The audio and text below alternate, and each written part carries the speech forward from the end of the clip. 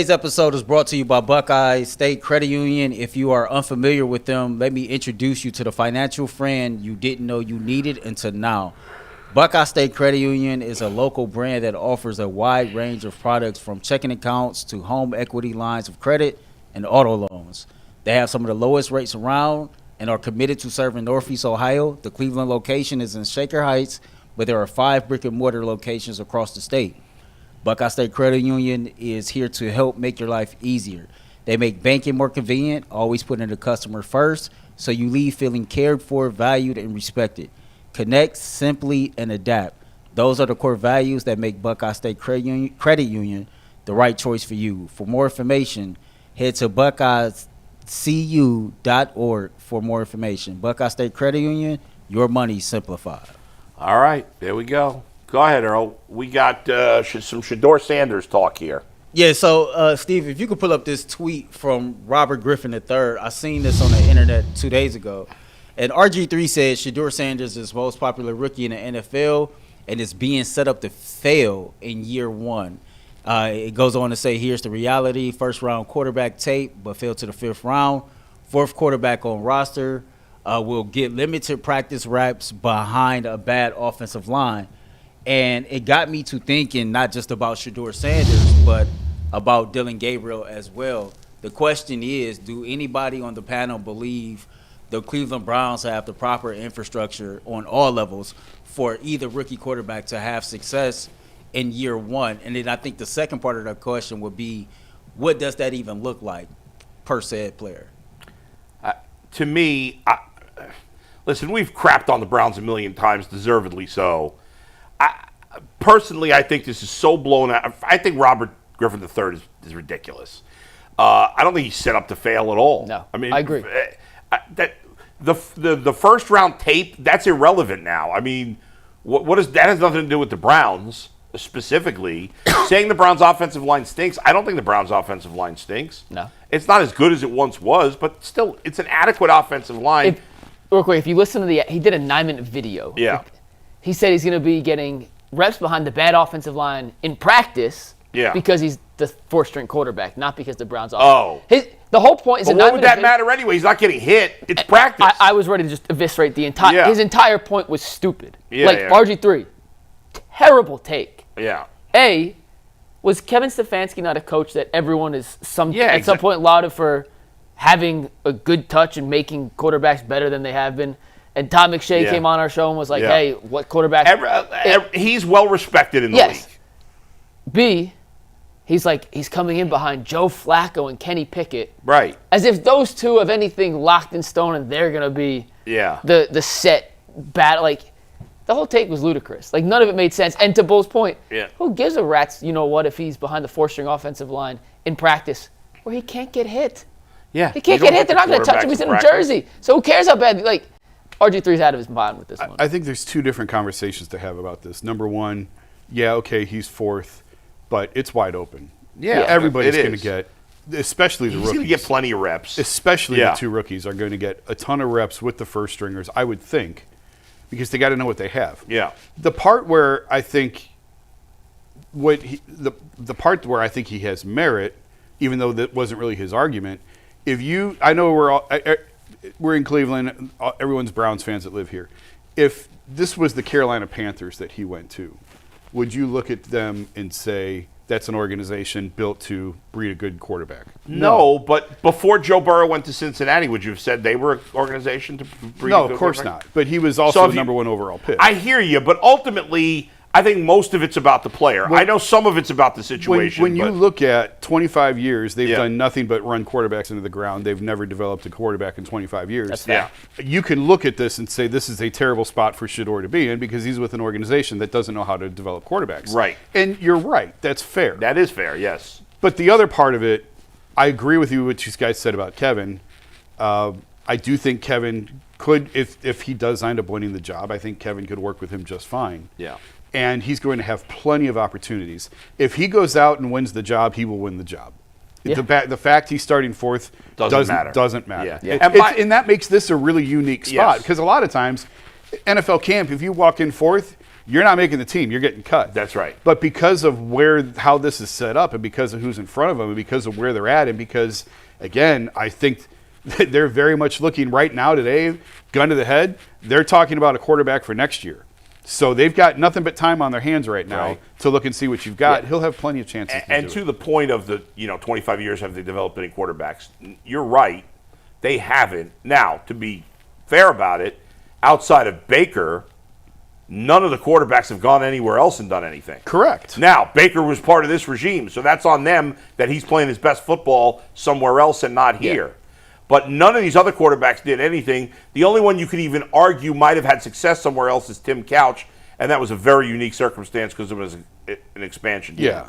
All the rest of the quarterbacks have been bad players. Yes, 100%. Yeah. Now, were they bad because the Browns ran him into the ground, or were they bad because they were... Johnny Manziel was going to suck anyway. I think most of the guys they drafted high... Tim Couch in a better situation, I believe, would have been a good Tim Couch is the only one. Yeah. But that was not just... I mean, so that was also, expansion and the Browns. It's also a scouting issue. Yes. Yeah.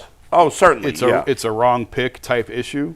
Yeah, I mean... But what I just didn't like about RG3's comments is, and it's so easy to pick on the Browns, and most of the time they deserve it, but he made it seem like the Browns are in some way doing him wrong. Yeah, no. And I don't... If anything, they're the one team that gave an opportunity. Yeah, I know, which I don't like. He does. I don't think he feels that way. Will you pull up the RG3 tweet again? Just put it full screen for a sec. Yeah. Here's the reality. First round tape to fell to the fifth round. If he had first round tape, he would have went in the first round. I agree with that. Right. No. The NFL, whether we think so or not, the NFL told you it wasn't first round tape. Well, I think people keep saying that. That's the teams that needed quarterbacks told you. Fair enough. Yeah. Fair enough. There may have been teams that didn't need a quarterback that thought he was worth a first round. Steve, pull back up real quick. The next point was fourth quarterback on the roster. Sure, but this is not your traditional fourth quarterback on the roster. Right. As Jason just pointed out, it's open. We'll get limited reps. Do we have any idea what the rep scheme is going to be like?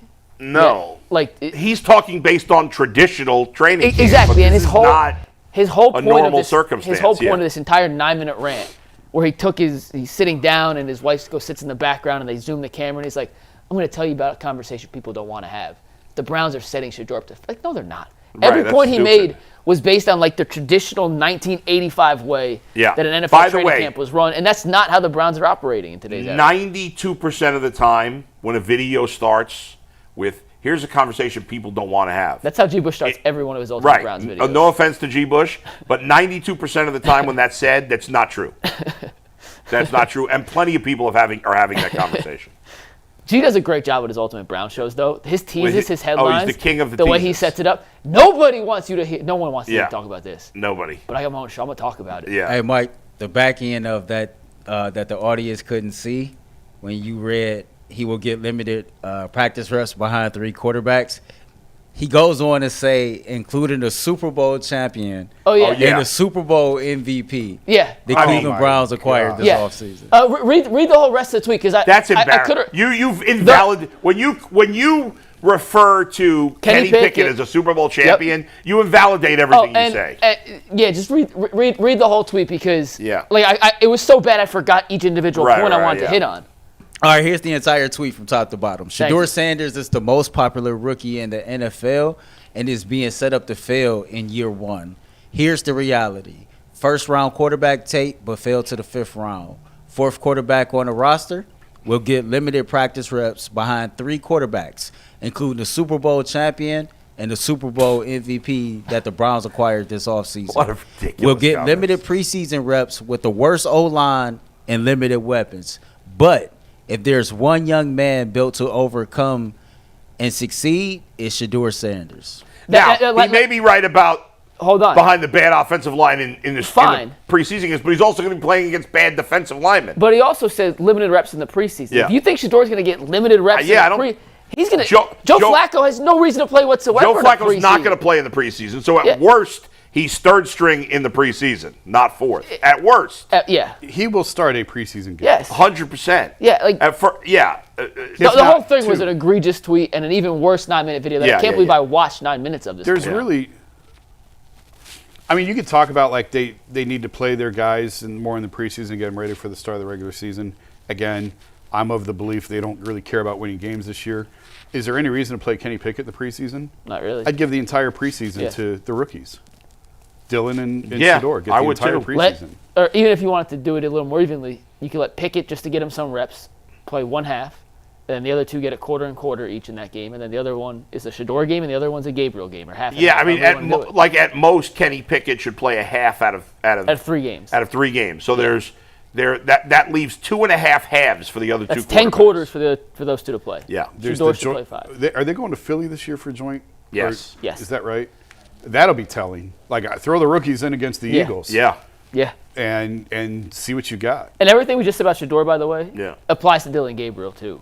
Like, he's going to get the same reps. And I mean, Shedeur gets a lot of oxygen, and I get why, but it's worth pointing out, Dillon's the one they wanted. Dillon's the one they brought in first. Tomorrow on the show, I heard Nathan Zagura on the Zach Gelb show said that on the Browns pre-draft rankings, they had Cam Ward 1 and Dillon Gabriel 2 out of every quarterback on the board. Cam Ward 1, Dillon Gabriel. Have any 2. faith in the Browns' ability to determine who's the best just saying. quarterback? So we're going to react to that tomorrow. All right, go ahead. Before I throw it to Bull for our final menu RX read, and before we get to super chats and introduce a new bit, I'll say this about RG3, and I tweeted this. Just going back into reading that tweet, it just seemed like he wanted to take a crap on the Browns to try to boost up Shedeur Sanders. And I noticed that anytime the Cleveland Browns got, drama or a polarizing figure that's in the building, you always got these national pundits that want to kind of poke their nose in our business. Me personally, I'll go back and forth with any Cleveland Browns fan on any social media platform, no matter how much we disagree. And I'll go back and forth with anybody locally in the media, no matter how much we agree or disagree. But I get so triggered and so annoyed with people on the outside constantly trying to mind our business. It's his old saying, keep your eyes on your own paper. And furthermore, RG3, before we bought Joe Flacco back, wasn't you the one on social media doing your own promo that the Browns should bring you back instead? Just make sure you keep that same energy across the board.